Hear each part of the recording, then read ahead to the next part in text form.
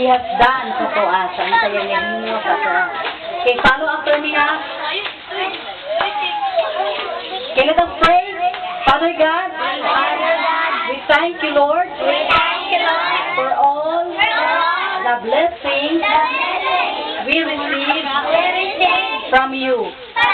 Lord, bless those who give your support for this ministry. Bless the children, the family that they belong. And bless the church and Pastor Ayan and the whole church.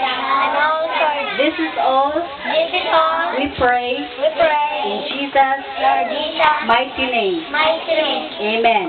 Atong palakpakan ng pusod ang Ginoo. Thank you, Lord, sa among matawad.